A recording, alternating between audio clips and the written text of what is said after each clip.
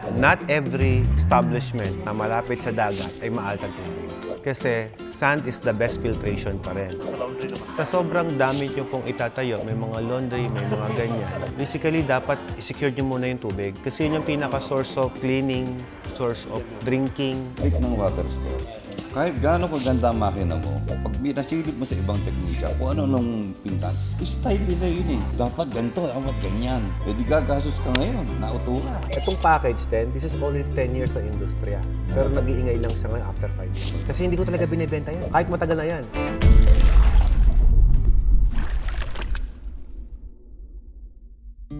Guys, andito yung mga taga-Romblon. Tignan nyo, ayan o.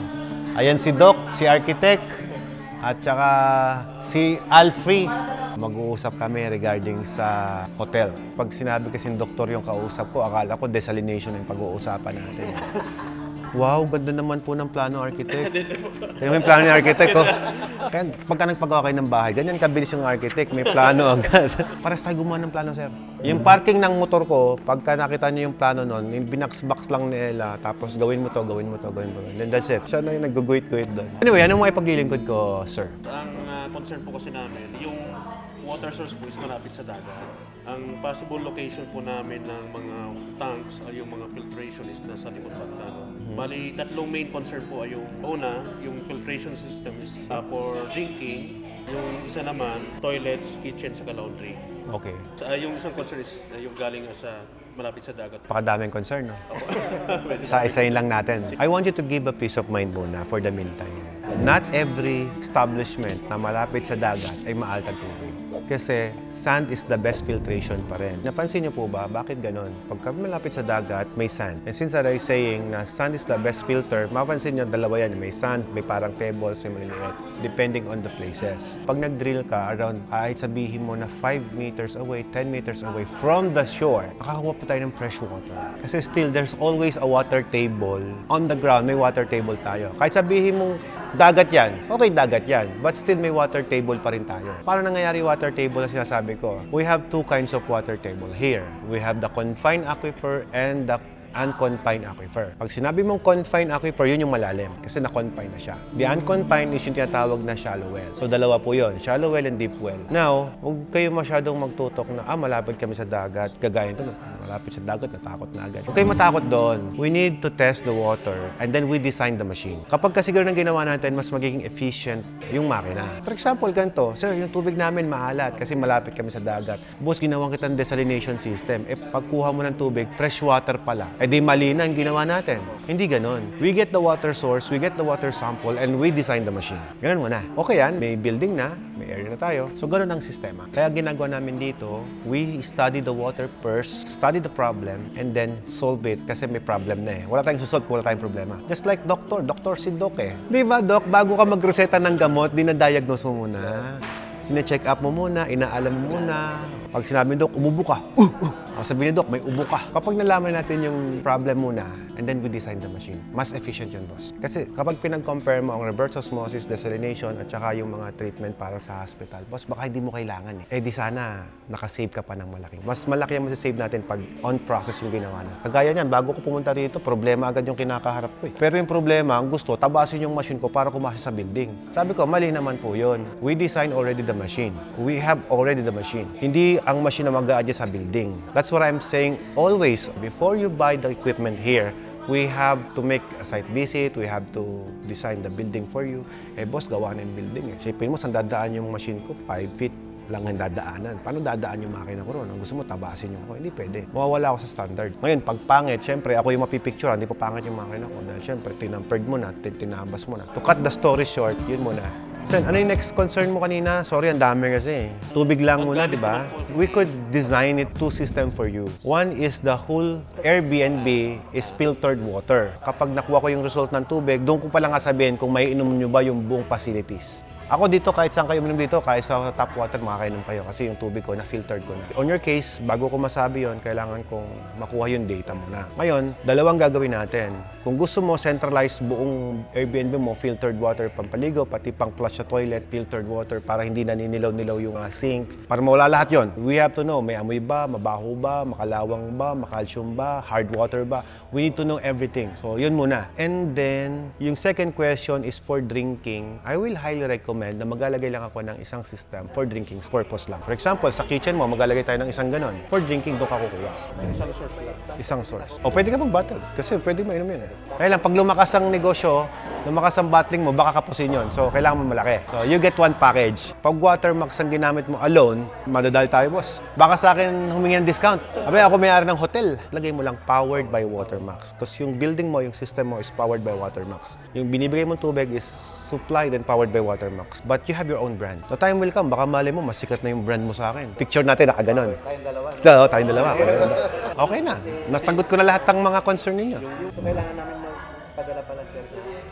Opo. Kailangan nyo magbayad bago magpadala ng sample. Kasi hindi ko itetest yan dahil wala namang bayad.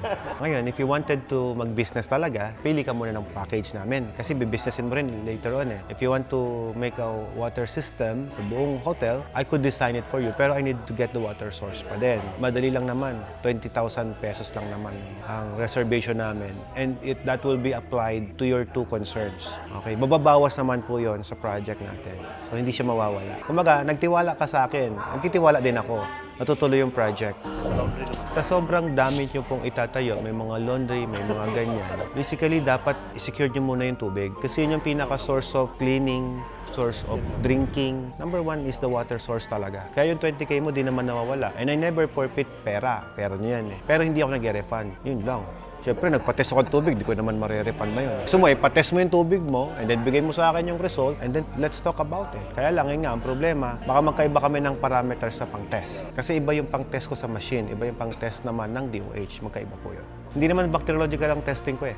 Ang tinetest ko po is physical and chemical analysis, which is mas mahal yun. Kasi kung bacti lang, 350 pesos lang, di doon ka na magpa-bacti. Ang physico-chemical, mas mahal po na testing yun. Tsaka kung may nilalagdag pa ako na iba pang mga testing, just to check what is the problem on your water source. Yung location nito kasi malapit sa dagat, okay lang ba? Everything under the sun na natatouch niya, mabilis masira, mabilis maluma. Except PPF tsaka solar panel. Dinesign talaga doon yun. Pero lahat po, nabilad sa araw yan, papangit po yan. Tsaka nakaka-apekto sa product natin. Kasi imagine mo, iniinom nyo tapos binibilad nyo sa araw. Yung location po kami bandang likod, medyo malayo lang. If I were you, if you have water system talaga, ilagay nyo po sa control environment na kahit paano, secured naman siya. Pag nilagay mo yan sa labas, tapos gusto kong isabotage yung mga tao mo dun, mag-inject lang ako ng lason dyan sa pipeline, malaso na yung mga tao dun sa'yo. Secured nyo yung safety ninyo. Ayan guys, ito yung mga taga-Romblon, ito yung mga taga-Tagodin. Ayan. Ken Gonzalez. Pa-shoutout din sir kasi idol daw po. Hi Ken Gonzalez. Dito naman guys, mga taga saan ulit? Ilagan sir. Ilagan, Isabela. Ayan sila sir. Tayo sila ng package 9. Baka may tanong pa po kayo ha. Feel free to ask a question ha. Itong kaibigan ko na to, simpleng big time. Titos del Rosario guys. Search nyo. Ayan, 19 FDA registered sa kanya nakapangalan yun. Nature Spring ano pa? Banggitin nyo iba. Lahat ng malalaking company, siya ang bumabanat. Sewage water treatment, STP, Kojik, siya rin ang bumabanat nun. Kaya hindi ako takot eh. May tatakbuhan akong scientist na nagpapatino sa mga tubig eh. Kumbaga ako yung small scale, siya yung big scale. Kaya it's our honor, our privilege na nakasit-in natin ang isang Titos del Rosario. Maraming mga technician, kaltsaw dito, kaltsaw dyan. Pero what makes Watermax? Mas simple, mas maganda. Mas simplify, mas Simple. okay. Less problem. Binugbog ako sa industriya niyan. But I proved them wrong. Materialis maayos eh. Lagay ko yung pinakamaayos Totoo. na pinakasimple. Ang logic lang niyan, parang Toyota. Mm. Kita mo, base model Toyota. Lahat ng essentials sa kailangan mo para makapag-drive ka, pinakamadaling intindihin. Yun na yun eh. May 10,000 na yata yung nabuo mo eh. My God, ang sapuli. Tingin ko kung mga 15,000 na meron eh. Meron, no nationwide. Yung quality hindi madedihado. Kahit ano pa gawin nilang meter. Kahit sabihin mong, sige, sabihin mo ng simple, quality. Pero yung pagiging simple yan, yun yung naging unique dyan. Na mas madali siyang i-troubleshoot. Isang araw ka lang tumigil, wala na yung kliyente mo, pati container mo. Ubus yan. Tawagan mo lang kami, basta office hours, sasagot kami. Click ng water store. Kahit gaano kaganda ang makina mo, pag binasilip mo sa ibang teknisya, kung ano nung pintas, style nila yun eh. Dapat ganito, dapat ganyan. Eh di gagastos ka ngayon, nauto ka. Makaka-4, 5 teknisyang ka, iba-ibang alam. Nasakit sa ulo kapag tinuturo mo, pero masaya ako pag nagiging successful. It's a new kind of success sa akin pagka nakita ko na pumunta dito. Sir Alfred, 6 months ago, customer mo ako, package 10. Taga Baguio. Ano pong sadya ng pagbalik ninyo? Bibili kami sa pang-machine, lalagay naman namin sa kanila. Imagine mo, 6 months, di ba? ROI siya. Pwede ka kasing mag-experiment. Pwede kang mag-try, mag-inquire kung saan-saan. Pero yun lang, you just wasting your time eh. Kaya salamat sa social media, ang nangyari, mas naging accessible kami, mas madali kami nakikita, naging visible. Yung iba na naghahanap pa ng ibang supplier, na nami-mislead lang din naman, eh nababawasan kahit paano. Tama sa Facebook, magugulat ka, nag-down, nagbayad, tapos, Hindi na nagpakita. oh, di ba? Yung mga ganong instances. Maraming kalokohan sa Facebook. May advantage, may disadvantage din. Yung dalawang grupo ng technician, nagsama-sama. Pag may kumalaban, pagtutulong-tulungan. Nangyari sa akin yun.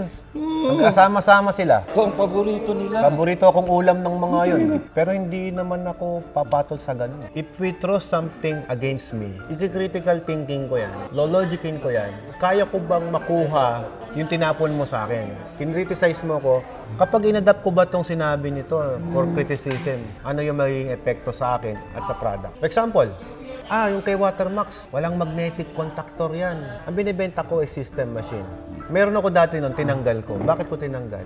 Kasi nga ayoko ng komplikado. Single phase pump, lalagyan mo ng magnetic overload relay kung ano-ano pa. Pag bumigay ang isa na overload relay mo, saan ka Shutdown ka kukuha? isang araw. Shutdown sa araw. Sino magkakalikot? Wala.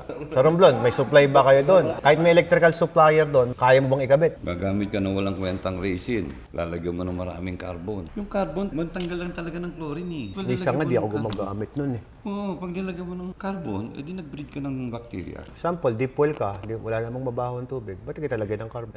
And again, sabi ko nga, customize yan. It is against our contract? Hindi. Pag nilagyan kita ng konting carbon na ganun, tapos tinambakan ko ng resin, hindi happy ka ngayon, nakasmile ka. Tagal ng buhay ng membrane mo. Eh siya, may sarili siyang brand ng membrane. Binigyan ako ng sample eh. Kasi before ako magbebenta ng mga, tinetesting ko muna for several years. Kapag ka okay na, and then launch natin sa market. Itong package 10, this is already 10 years sa industriya.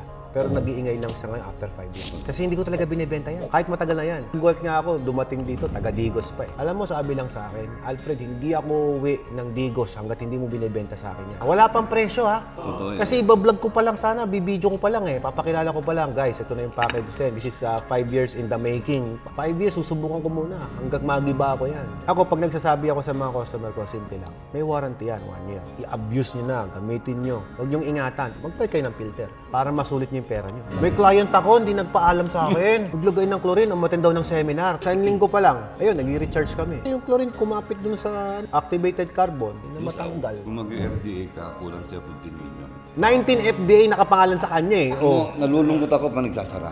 Ah. Nagtayo kami dyan sa planta. Dahil mas mababa siya sa mga multinational. Viva, Wilkins, Nature Spring, dahil teritoryo niya.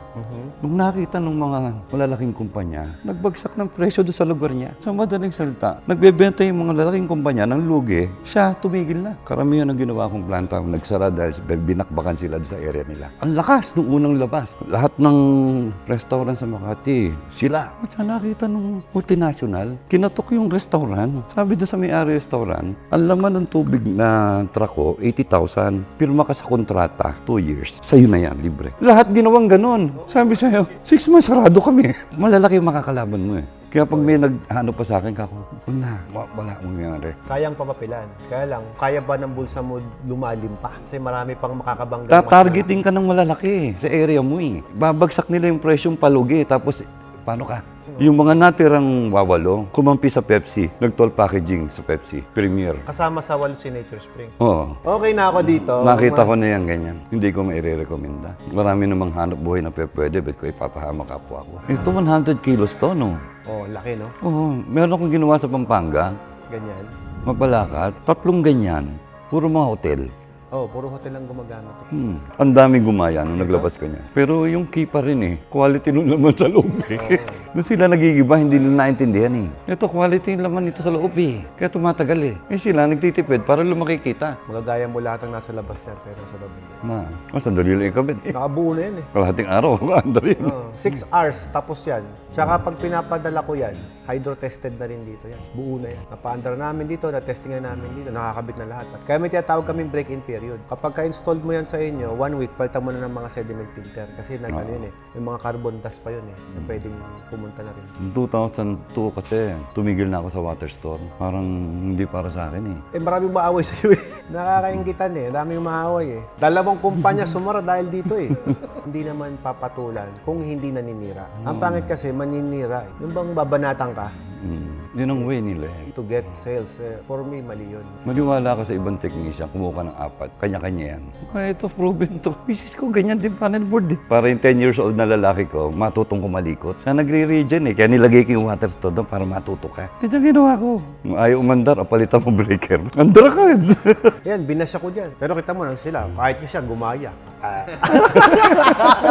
Totoo, ganyan Anyway bro, how many of them na nakausap mo na? Mga 3 pa lang naman Tatlo. sila. So technically sa 3 yun, puro ang isa sinasabi. Makina ang problema. So definitely boss, si Watermax, we solve that problem. Kasi iisa naman kayo na sinasabi Lahat ng water station owner ang sinasabi, survival na lang yung negosyo ngayon. Mahirap yung negosyo ngayon. Lagi sirang makina. Hindi na sila kumikita. Yung kinikita mo napupunta sa makina. Basically, totoo yun. Lalo kung palpak yung makina mo. And Tapos most of the time, yung mga containers mo, napupunta sa ibang water station kasi nga, sira yung makina mo. Pero ang ba't ganda, mo binibenta? di ba? Ang ganda ng negosyo, ang ganda ng water station business. Pero ba't binibenta? Kasi merong mali yung makina, mali. If you are dealing with the freelance technicians, I'm not saying na palpak sila, pero some of them, kung hindi naayos yung problema ng particular water station na itinayo, would you think magiging successful yung water station kung gagawin ngayon, bukas sira? Even though kaya naman namin maglagay ng marami pang negosyo, pero kung papansin mo si Watermax, nakatutok kami sa makina. Kasi that is the main problem ng water station nowadays. Sinulusyonan namin yung problema. If Watermax yung makina mo, wala kang magiging issue sa pagdating sa problem sa machines. Mga ilang years natin mapakinabangan. Sa tagal, boss, I have clients 18 years ago, buo pa rin yung makina ko Yung iba, hindi na kami nagme-maintain Kasi tinuruan na namin ng mga customer namin.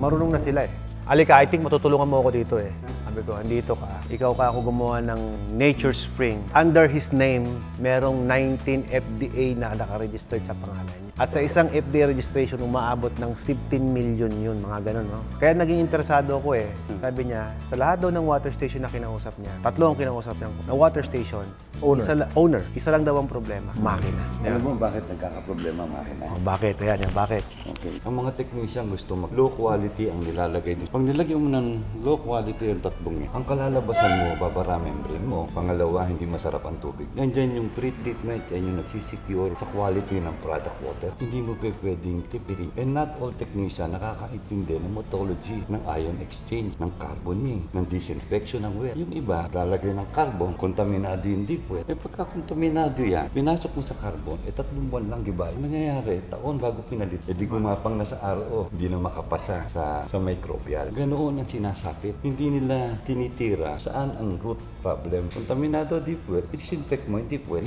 Tama. Pangalawa, ang carbon na nilagay mo, mumurahin. Sakit sa ulo. 3 buwan, magsisisi ka sa pinasok mo. Dito, alam lahat yan, tuturo sa'yo. Hindi magna-number 1 to. Hindi tinipid. Kumbaga, lahat ng premium. Mahal, sabi nila, pero hindi mo masabing mahal ang sulit. Yun yung mga bagay na hindi naintindihan ng technician, gawa lang ng gawa. Mataas ang percentage ng Watermax To cut the story, para mas madali maintindihan, in Lane Monster, yung pagtitipid ng mga freelance technician to build the machine, ang nagsasacrifice dyan, yung mga owner, yung mga investor, which is one of you might. Kasi ikaw, gusto mo mag-water station din, tapos makachamba ka ng technician na tinipid.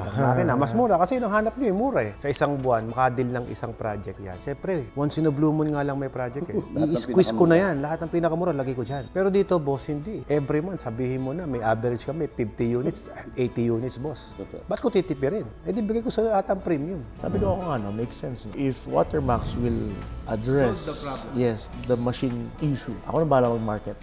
I have a zero knowledge about it. Kaya sabi ko kay Ma'am Eden kanina, can you enlighten me mula sa simula para negosyo na ako bago?